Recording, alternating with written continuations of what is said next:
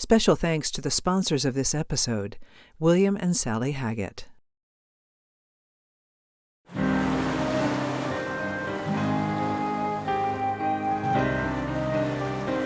Beyond Maine's beautiful landscape, there's a dark, desperate crisis, a substance abuse epidemic. We set out to capture the faces and stories caught up in it and discovered there is a science to addiction. There is also a way out. These are the voices of hope.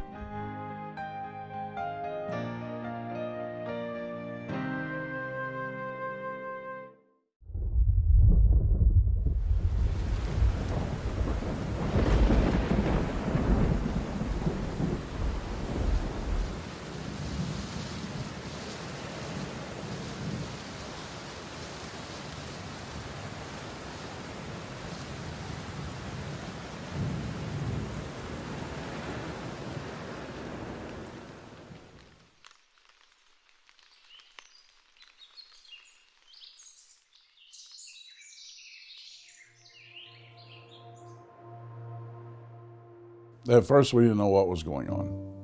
We slowly started piecing things together, and she started like smoking more marijuana, doing poorly in school, things like that.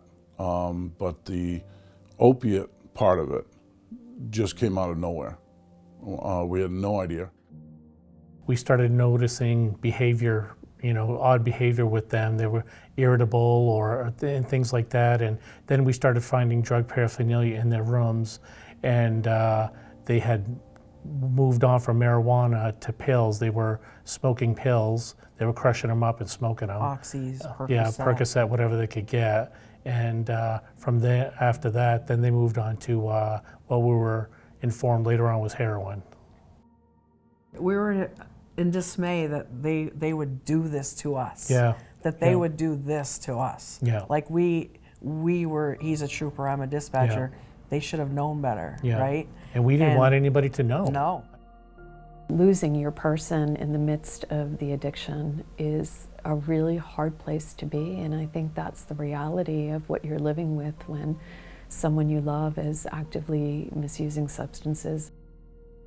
And you can love them as hard as you want and do the best you can, but the bottom line is they got to make that decision.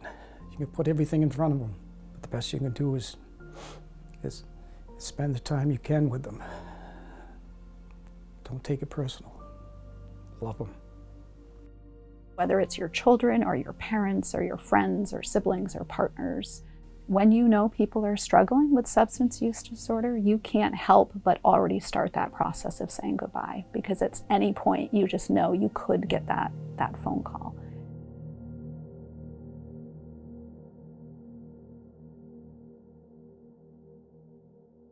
It was really hard because I knew they were using. I take 911 calls all the time, and I'm able to see the Bangor PD and Penobscot Sheriff's Department's calls as well. And so whenever I saw overdose or crash or, I was always looking in there to see like, oh my God, is it our car? Did they kill anybody? Is it them who's died this time? That was very nerve-wracking. Adam was our firstborn, and growing up, he and Sean were inseparable. It was always Adam and Sean, Sean and Adam. Never saw them apart. I used to go speak at schools all the time and tell people about drugs and alcohol and all that. So my kids knew. I mean, I'm a trooper. She's a 911 dispatcher. We were so embarrassed. We didn't want anybody to know that they were using. And we would beg and we'd plead and we'd cry, we'd scream, we'd yell. I was very ignorant, we both were, about the effects of that drugs have on people. And so in my mind, it was just stop. Why don't you just stop? On August 1st, Adam overdosed in a vehicle with his girlfriend and the kids. He was taken to the hospital. Yeah. He was Narcaned. They gave him Narcan. They took him to the hospital, and Dave went to the hospital with him. Yeah. I went to the scene and I picked up the kids. They were 2 and 1. We were kind of like, you died. Yeah. And now you're alive. Yeah. What happens now? Well, on August 6th, I was home and I was in bed. And I got up to use the bathroom. It was like 10 o'clock at night, and he had a couple cupboards open because that was Adam.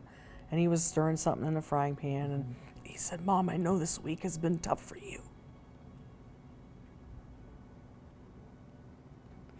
He said, "And I'm really sorry, and I'm gonna do better." And he said, "I love you." And we hugged. That was the last time I ever saw him alive.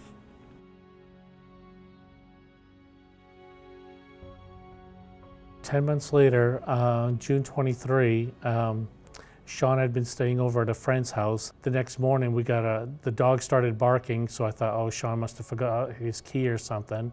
So I go to the door, and I immediately see my lieutenant and the priest at the door. And my boss. And her boss. So I open the door, and I let them in. I immediately go tell her, I said, "Shelley,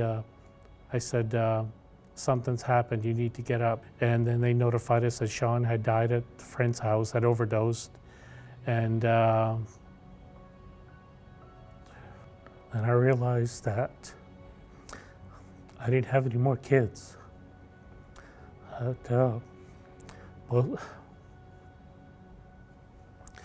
Both of my boys were gone. And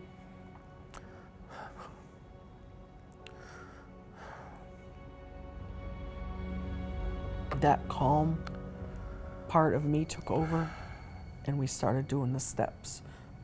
And it felt like deja vu, really. yeah. Going back to the funeral home, talking to the church, all the stuff that we had to do. Mm-hmm. Just couldn't believe it was happening all over again.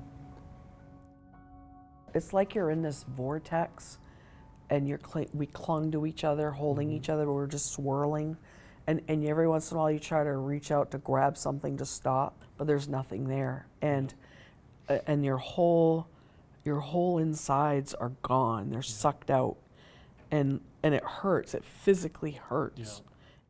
Especially at the beginning, right after such a significant loss, it's all consuming. It can be all consuming. Jill Frame is a social worker and licensed alcohol and drug counselor. Grief is a process, right? It's not an event. It doesn't just happen and then it's over. It's something that people have to walk through. It's something that people have to work their way through. My therapist told me something that has helped me a lot, because as a mom, you think, what did we do wrong? What could we do? Mm-hmm. What could we have done better? We suck, you know what I mean? And there's something that Maya Angelou said, she wrote, and it said, "I did what I knew how to do. Now that I know better, I do better." And I feel that really speaks about me and Mm-hmm. Dave and I, because now that we know better, we've helped Adam's girlfriend get better. Yeah. We help people at the barn, the Bangor Area Recovery Network, people in recovery. We go to therapy, group therapy with people, and all it was for us to learn what we had done wrong. Mm-hmm. But in the end, we learned a lot of the things we'd done right. And that helps us a lot too. Sure. Because you can really sink fast in that feeling of Grief, we yeah. failed, Yeah. you know. Yeah. When you have children, you create a story, right? You immediately create a story in your mind of what our life as a family is going to look like. And when substance use disorders come into the mix, you have to change what you think about, how you think about that story. That story like fundamentally changes. And so it's not in the natural order of things for parents to lose children. I know now that they don't have any pain anymore. They're not addicted to anything. I know in my heart that They're together. they're in heaven. together, and they are in a better place now, and they would want us to be happy. As a parent, the two most important things you want for your children is that they're happy and safe. And our boys are both happy and safe now. Dave and Shelley Yankowski now concentrate on raising 2 more children, their young grandkids.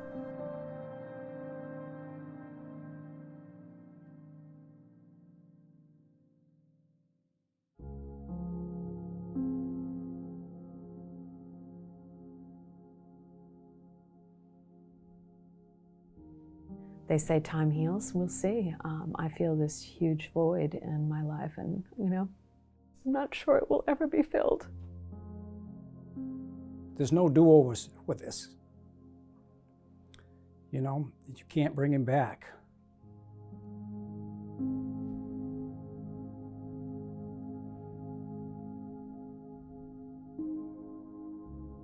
I'll always remember Colin with a smile on his face. A beautiful smile. There's a picture on my mantle that we used for his obituary card. And he was just so full of life at that point in his life. He was robust. He had come out of basic training and had come home for a visit, and he just was beautiful and proud and strong and healthy. And I remember thinking, we have our boy back. And he held that for a while. But he never looked better than during that period of his life. Colin Gallagher grew up in Windham, the only boy surrounded by 3 sisters. He was what his parents and teachers called a busy child. He was a bright light. He came out of the womb active, just an amazingly bright, perceptive, sensitive child. He was walking at 9 months. He was climbing from the time he could crawl. He started climbing before he could walk. And he was a daredevil, just constantly taking risks and had so much energy. And yet he was probably the most sensitive of my children. Colin's pediatrician wrote a prescription to rein in that energy and busyness. He was on Ritalin for a very, very short time, and he was assessed as having significant ADHD. He was spending most of his day in the principal's office at a desk in her office because he couldn't quiet in the classroom. And that was back years ago. That was a fix that was to neutralize somebody in a classroom who was pretty busy. I noticed his fall into substance misuse when he was about 13, 14 years old. And there was a gentleman who lived down the street who would welcome younger folks into the home and offer them alcohol and marijuana. We plugged him into all of the things that parents would plug their children in as they see them start to struggle. And he did DARE in middle school, and he attended the real school in Windham. So he had lots of support and opportunities. But that support wasn't enough.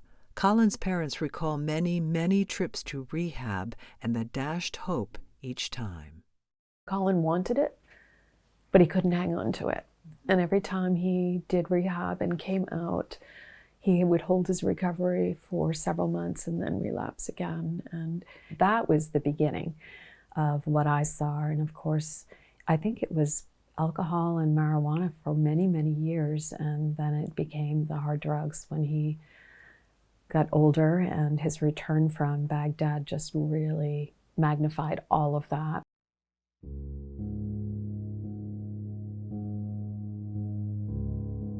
So Colin was 23 when he enlisted, and he had completed his time in drug court. Married and with a young baby daughter, Colin was looking ahead, desperate to make some changes. He really wanted to structure his life, have a career, really, if you will, grow up. He wanted to get his act together. We went round and round with him on that, wanting to be infantry. And I finally, father of the son says, "Why do you want to be infantry? Why is it?" And he says, "Dad," he says, "here's why I want to be infantry." He says, most of these young fellas who take the test don't do well, and they're automatically put into infantry whether they want to be there or not. He says, "I want to be there." I had to look him right back in the eye and say, "I respect that." He was never prouder, other than being a father, of his time in the Army.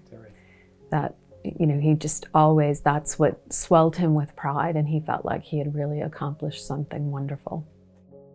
And, he was quite a vet. Frontline infantry, fought for his country. They run towards the action. They didn't run away from the action. He said, "Dad, I ain't afraid to I ain't afraid to die, Dad. I'm afraid to live.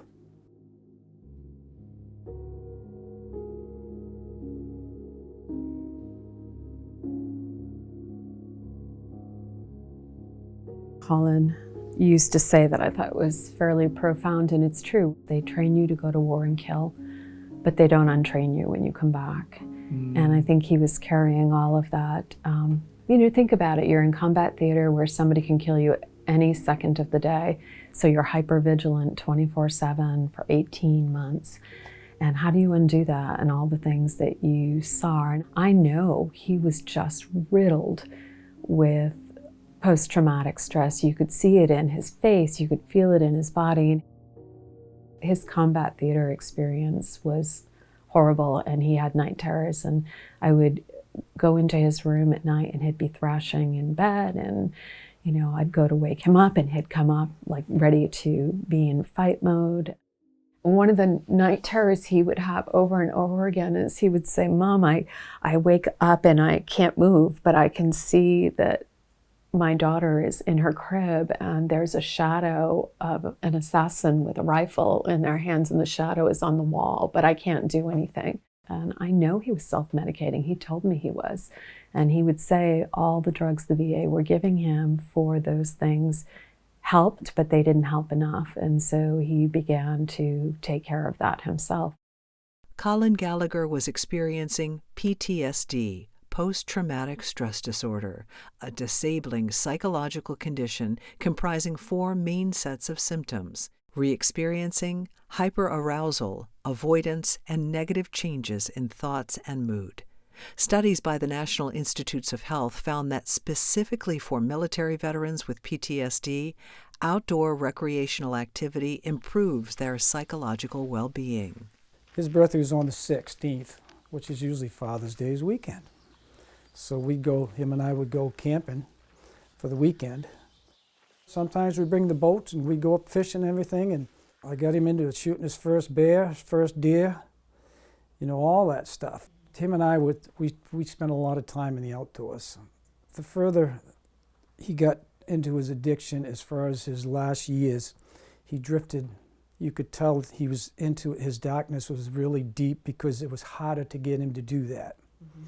I built a camp up in Andover, and he spent a lot of time with me up there. We'd go up. In the last year or so, I couldn't pull him from his demons to get him to go up. The last 6 months were torture. Every morning before I would go to work, I would go to his room to make sure his chest was rising and falling. And every night I would drive home praying that my son would be alive when I walked through the door, because I knew he was slipping.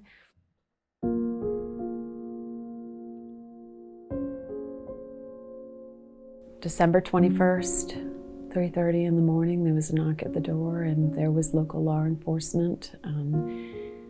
Words that you never, ever want to hear. And even though you think you've imagined and prepared for it, And so they told us that Colin had died of an overdose half a mile down the road from my house.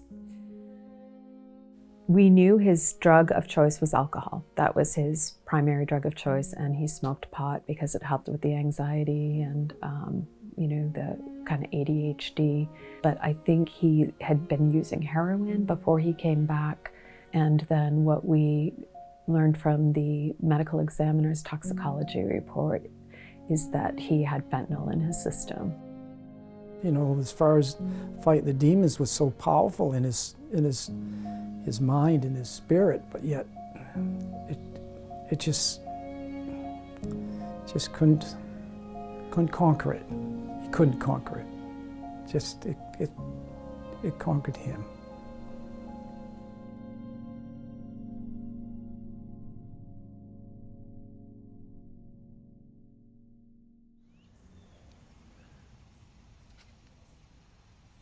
What I love about my job is interacting with people and helping people. A lot of people don't have an easy go of it. And, if somebody can help them out along the way, then sometimes that makes a difference. I think that without substance use disorder, without addiction issues, my job would be a lot easier. It seems like the majority of the things that I deal with on a day-to-day basis are based around those issues. Everything from domestic violence to theft to burglary, overdoses, everything. I wonder a lot why people would go down this path. And I don't know what it is. I don't know if it's hereditary. I don't know if it's the environment that people are brought up in. I don't know if it's social problems. I really don't know. Ronnie was just a fantastic kid. She was full of energy. She liked the outdoors. She liked her animals. She had an awesome sense of humor. She loved her baby. She was just an all-around fantastic kid. Ronnie delivered her baby Claire 9 months before taking her last breath. The night that Ronnie overdosed, I was working a night shift, and my wife called me and told me that Ronnie wasn't acting right, and she thought she was under the influence, and things just weren't going right. I came home from work at 1:30 in the morning and told Ronnie that it was time to call it a night, and we had words and got into an argument. I ended up getting called out to go back to work for a while. When I came home at 3:30 in the morning, the upstairs light was on in the bathroom. When I asked her boyfriend to check on her, the door was locked because she'd been in there using behind locked doors, and he opened up the door, and she had overdosed. I tried to do CPR. I tried to get help here to revive her, to get her Narcan, because we didn't have Narcan at the time. When the rescue unit got here, they tried for a long time to do something to help her, and they were unable to, and she passed away upstairs. When you see something like that, that's trauma. I mean, that is about as traumatic as it gets, for sure, and you can't unsee it. And I think that the implications for people who witness traumatic events are incredibly powerful and lifelong. I replay back that night every single day. The last chance I got to talk to Ronnie, I was very angry, and I said some terrible things that I wish I hadn't said. And I never got a chance to apologize. There has to be a piece of forgiving yourself. You know, there's no way that they could have anticipated that would have been the last conversation. And so I think part of the process is about recognizing and forgiving yourself. When Ronnie passed away, yeah, a lot of things went away with that. Personal relationships, family relationships, a sense of peace. It just really, it gutted the whole family. And I don't know if you can ever really recover from all that. Not 100%. I don't think grief ever goes away. I think that it changes over time. It sometimes becomes less challenging over time, but it doesn't ever go away. I firmly believe that it just gets absorbed into who we are and changes who we are over time.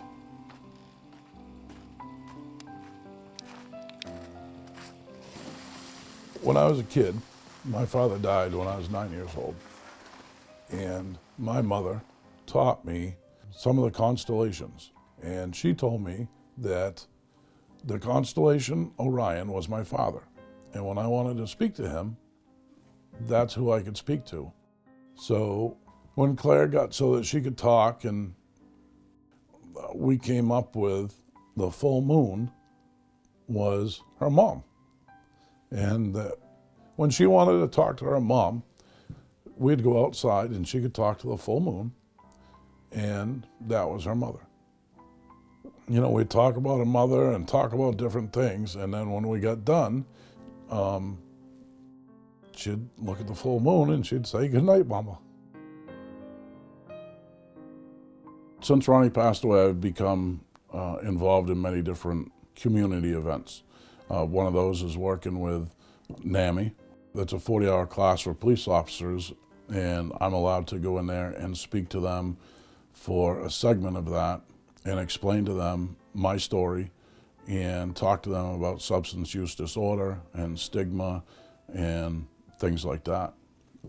One of the other things I've become involved in with substance use disorder is Project Save Me, which is very similar to Operation Hope in Scarborough. It's based along the same line, which is getting recovery coaches and helping people in active addiction that are seeking help. This whole thing has greatly affected how I look at people with SUD. Helping people with substance use disorder does bring me peace. Maybe not a lot of peace, but it makes me feel like Ronnie did not die in vain if we can help somebody else, or if we can keep somebody else from dying.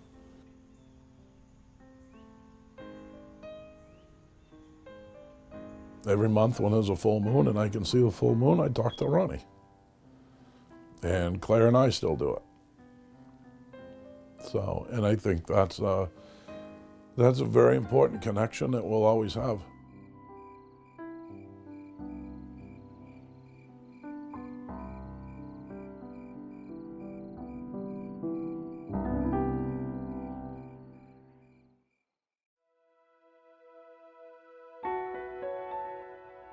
The poet Ralph Waldo Emerson said, "Sorrow looks back, worry looks around, faith looks up." You're a kid and you don't exactly want to hear that your mom's a drug addict. 15-year-old Isabella Brochu, a 9th grader at Noble High School in Berwick, says that filled her with a feeling of shame. I know she did a lot of pretty much anything. She used a lot of different stuff. I was 9 years old when I started finding out about her addiction. Before that, I knew something was going on, but I didn't know anything about drugs at first, so I learned when I was 9.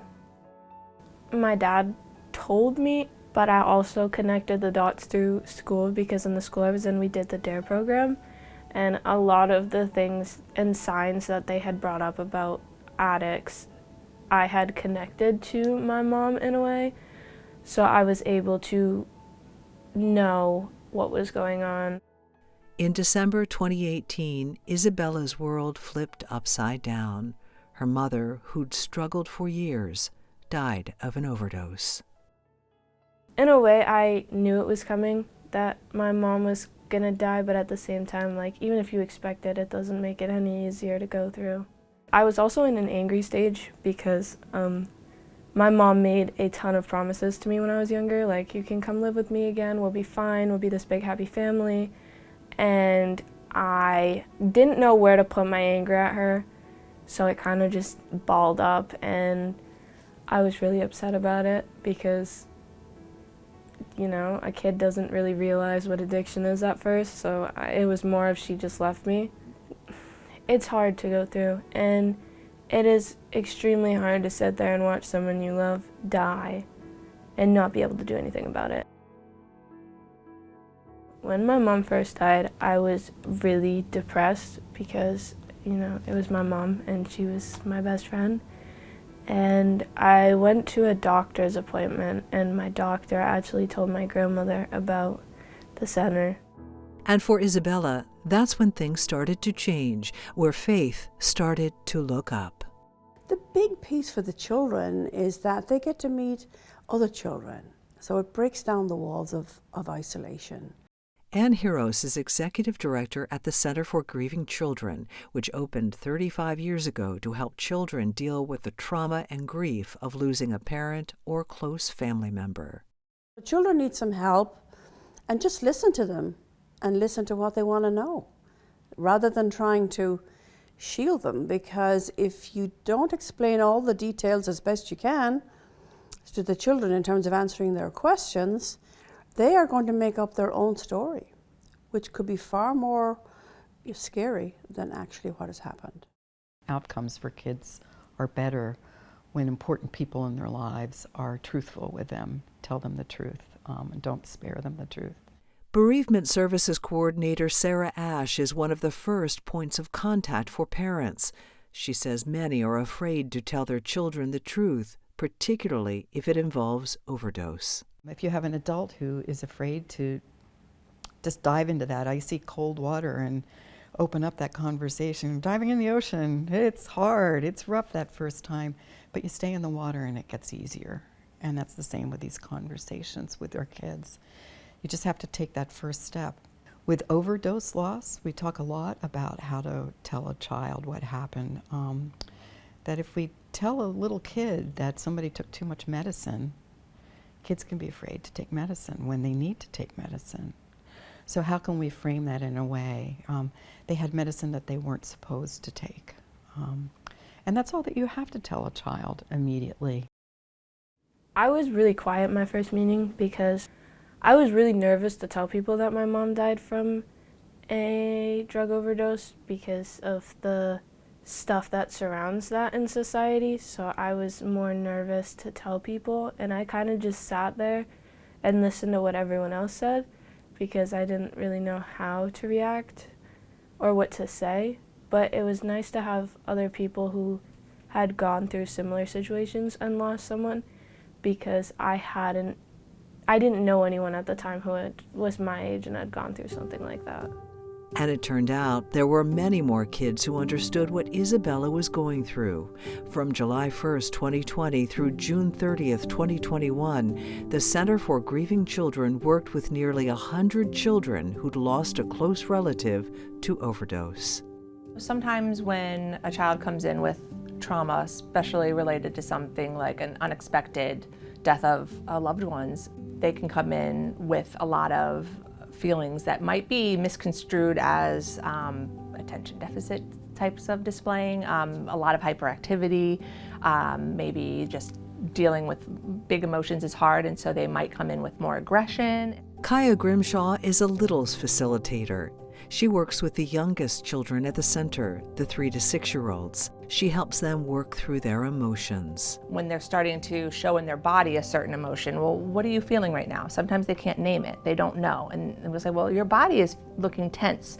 Your eyes are, are going in, and you can feel your heart. Is it beating fast? I think right now you're feeling maybe some frustration. And what's going on right now? And so we can talk about it, and just giving them that vocabulary to help them to process their emotions, to talk about it. And then, okay, now you feel this. How can we help you to have some tools in your toolbox to work with those emotions when they come up? And we make sure we always have a little bit of a ceremony at the end of the night where typically in my group, we use candles and stones. And we might light like a little electric candle, and then they have a stone, and they each get to take a couple of stones, and they take turns putting them in the jar, and they name the person that they're thinking about, typically the person that they're coming to the center for. What we do is peer support, and it's amazing what the kids do. It's also amazing what the kids can handle knowing. I think the parents don't want to tell their kids, they can't possibly understand the ramifications of, fentanyl or chemotherapy, or kids, if you tell them a little bit at a time, they really understand it. We use art, we use music, we use many different avenues for children to be able to explore their feelings, and that feelings are okay, but they need to be expressed safely. And the pain is deep. I mean, it is understandable that people can be overwhelmed by it. If I hadn't come here, I would probably have a lot more built up inside that I didn't get to get out, because talking to people who haven't lost someone works, but it's also kind of like talking to a wall, because in a way they have no idea what you're talking about. So being able to come and talk to people who know exactly what you're talking about in a way and have felt similar things is nice.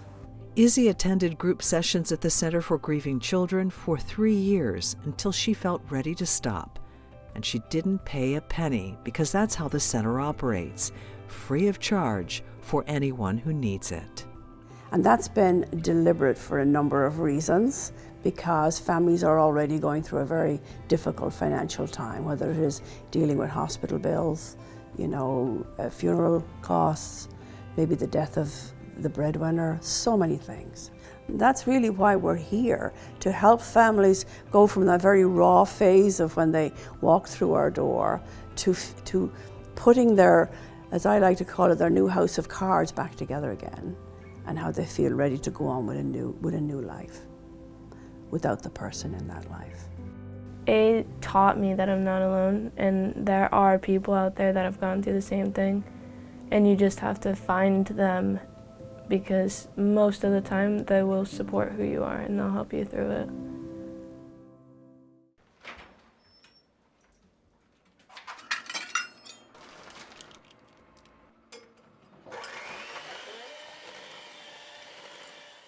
My favorite thing about baking is it's very meditative. It has like clear structure.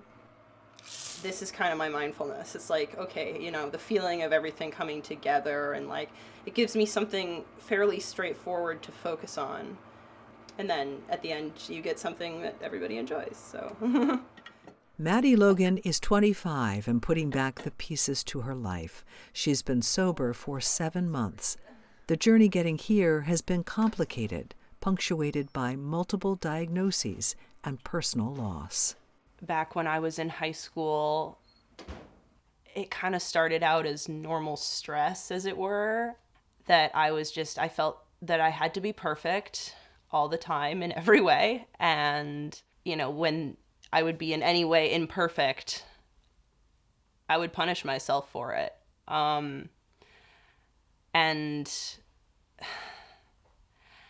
that over time built into just unbelievable darkness. I was doing some self-harm, and I think my parents found out about it and insisted that I go to a doctor, and they thought that I had depression. Maddie was 18 when she was diagnosed with bipolar. Her parents, Linda Sherry and Pastor Jeff Logan, executive director at Grace Street Ministry, watched in horror. Maddie, a pre-med student at Yale University with a job working in a lab, grappled with bouts of suicidal depression. So being bipolar, there are many different kinds of darkness. You learn it doesn't just have one character. Sometimes it would feel like I literally had poison running through my veins, and that every cell in my body was poison, and that, my very body and everything around me was just attacking me, and I was in imminent danger to myself. I was actively planning, suicide stuff. I was stealing stuff from the lab that I worked in, like scalpels and stuff, so that, and I just really couldn't function. They hospitalized me and tried to put me on whatever they could think of, and it just wasn't working. And they started, and for those who don't know, electroconvulsive therapy is technically a surgical procedure, but it's non-invasive. They shock your brain and they induce a grand mal seizure in your brain. And for some reason, that really helps with depression in a lot of people who nothing else will help. In total, Maddie underwent 55 ECTs, electroconvulsive therapy treatments, in just 1 year. Her parents noticed a cognitive decline marked by major memory loss. My parents brought it up to my doctors, and my doctors basically said, it's temporary, and, maybe she'll lose like the 6 months around the treatments, but it won't be more than that. I lost all but a handful of details of the first 20 years of my life. My whole life up to that point was basically gone. When we were just trying to get her on the right medications or the right treatments, some of these health professionals are amazing, but they're throwing darts half of the time. They don't have the answers. We don't know the answers to a lot of this stuff. She hasn't had a depressive episode since that happened. So there was somewhat of a payoff, but a huge, huge price. When you lose that much memory, I had no idea who I was. I felt just adrift all the time.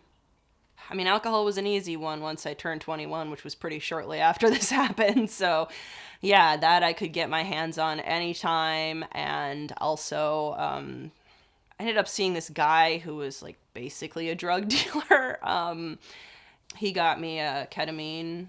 So I know there was a period of time where I would open an Angry Orchard because I hate beer. I would pour myself 3 shots and I would line up 3 lines of ketamine. I would do line of ketamine, shot, chase it with this hard cider, and then just repeat that until all of it was done, and then just finish the hard cider and then go for a walk. And yeah, I started noticing it was a problem.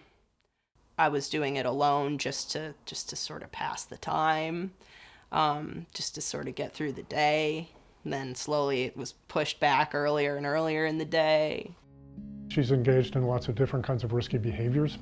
Risky going behaviors. and picking people up at gas stations and wandering around in the middle of the night in places like New Haven, Connecticut, and just putting herself, she's a pretty young woman and she's wandering around in the dark by herself.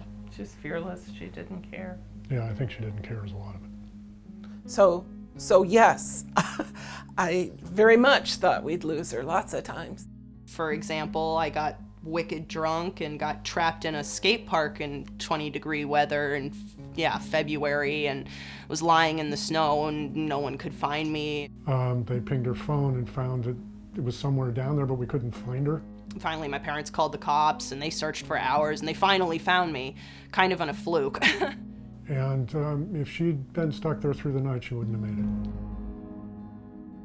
I got diagnosed with an additional problem, which seems to have developed out of trauma, as it sometimes does, borderline personality disorder.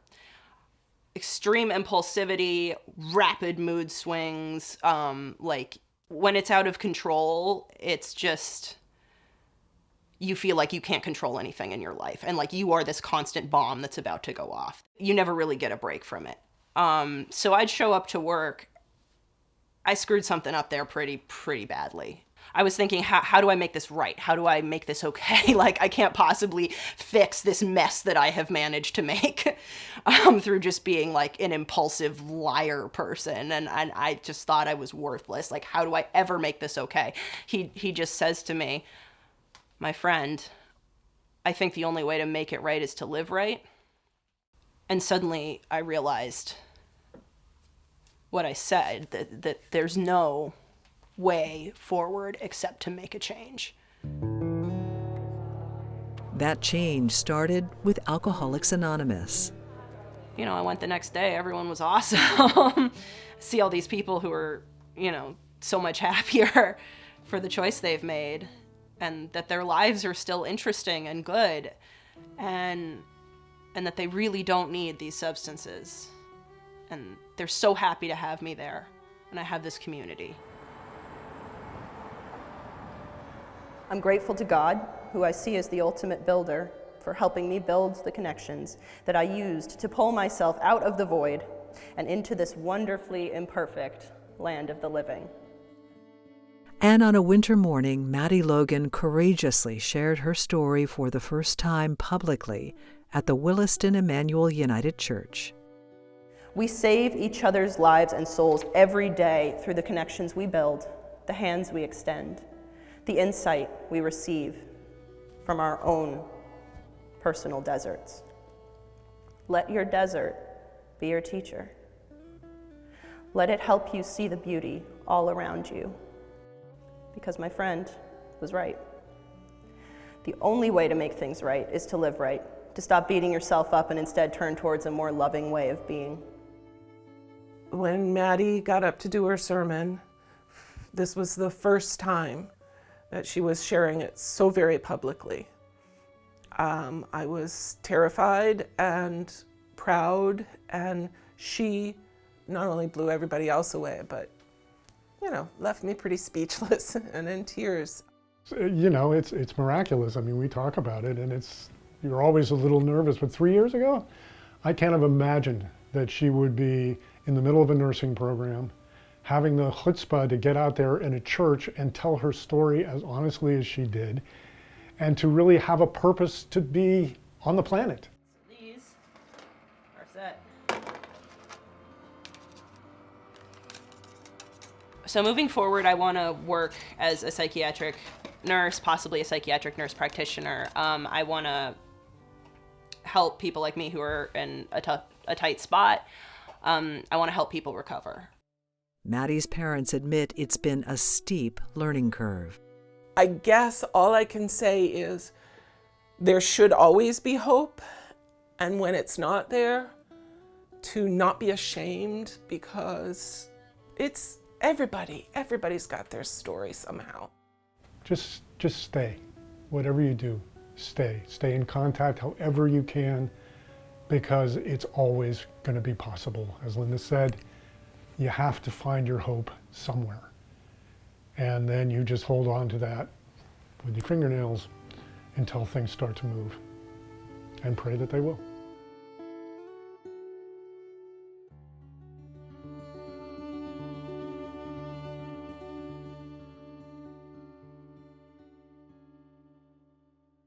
I'm sure you'll hear a lot of people say the same thing, but one thing I really focus on is like it was such a safe place to come, to be in a room with people that knew exactly what you were going through. At the Family Restored, we focus our efforts and our energies on supporting families who are affected by addiction. And one of the primary ways that we do that is through our family support groups, which we hold both in person and virtually all throughout New England. Eric Gerard and a handful of friends started the Family Restored in 2011 out of their own recovery. I feel like when I was first coming into recovery, it was not a cool thing to be in recovery at all. It was something that was not talked about. Family meetings like this weren't as prominent. It wasn't in the newspapers. It wasn't, it was sort of this underground issue that everyone sort of knew existed, but no one was really outwardly talking about. And drawing on his own family's commitment through his many trips to recovery, Eric looked to create a support meeting to help other families understand and cope with their loved one's addiction. Quite honestly, it wasn't until they started attending family meetings similar to this that they started to become educated. They started to understand my situation. They started to understand their role in my addiction. And they started to set some boundaries and do some things that, I didn't like it very much, but it was ultimately very effective. And I really believe that a lot of the things that my family did and a lot of the changes that they made ultimately had a big impact on me getting well. The group meets weekly in a circle, families sharing their triumphs and their tragedies, and those in recovery sharing experience and hope. My son brings me here. He's an addict and an alcoholic, but he doesn't know that, or he doesn't admit to that, so we have really a long ways to go. It has helped us tremendously. It was kind of like being in a really, really dark room and somebody finally opening a door, and you could just see somewhere to go. And at every meeting, there was something that, just these nuggets that would stick with me and with Sean and, help us in dealing with our daughter and setting boundaries and being able to just, as has been said, sort of get our life back a little bit. Kind of recovering your family and seeing, a group of people that you're not alone. That was really important. You really feel isolated. I walked through some really dark days with her, and if it wasn't for this meeting, I would never have been able to put up the boundaries that I did, or not just put them up, but hold to them. And she has shared with me since then that if I hadn't done that, she probably wouldn't be in recovery. Setting up healthy boundaries is often at the heart of meeting discussions, as are guest speakers like Jillian. It took a very, very long, hard road to get to where I'm at today, and I took everyone who cared about me with me the whole way. The guilt and shame that I had for putting my parents through what I put them through kept me getting high. I had to find a way to kind of separate myself from my parents.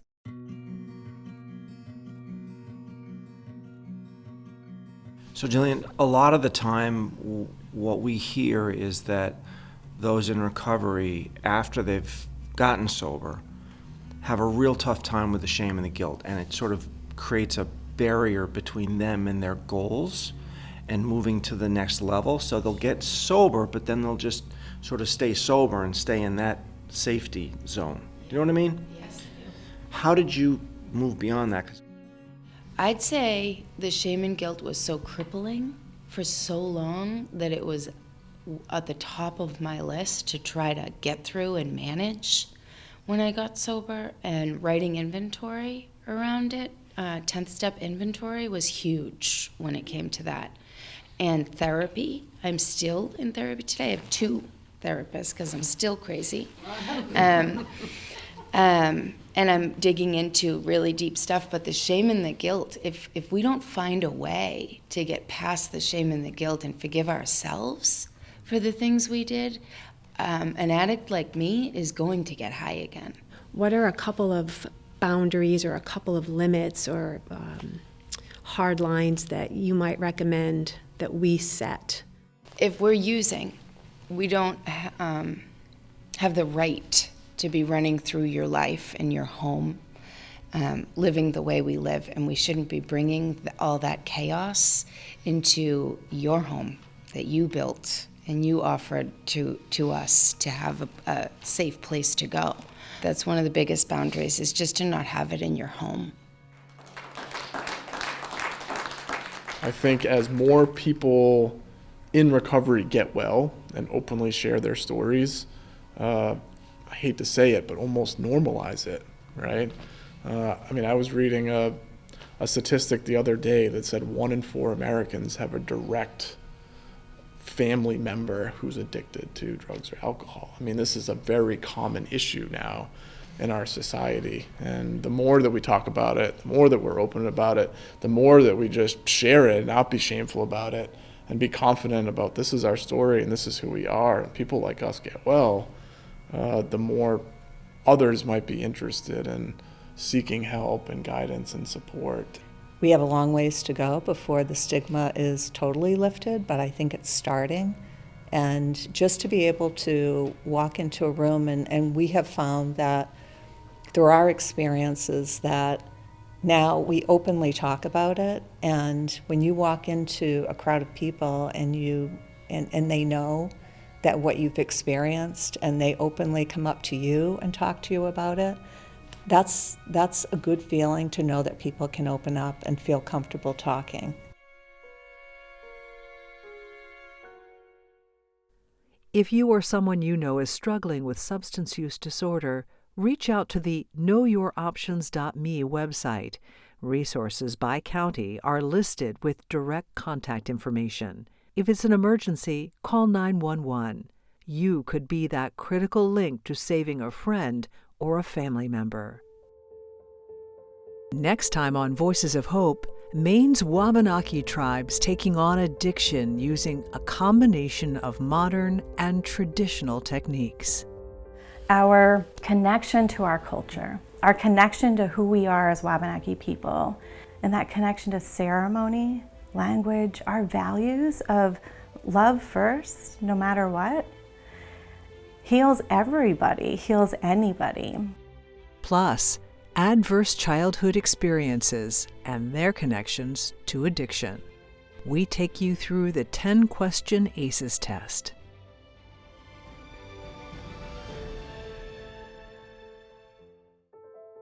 The same fears and hopes and defense mechanisms that all people have can become all-consuming in unchecked mental illness.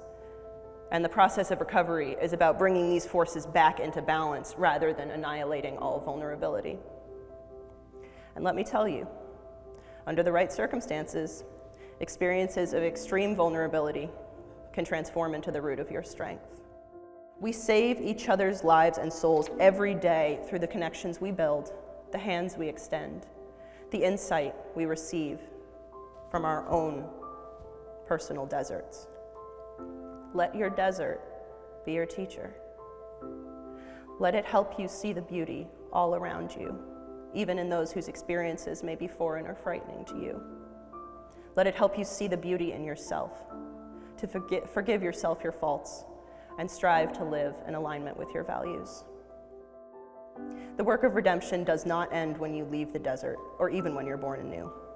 Redemption is a constant choice to find hope and meaning in seemingly impossible situations.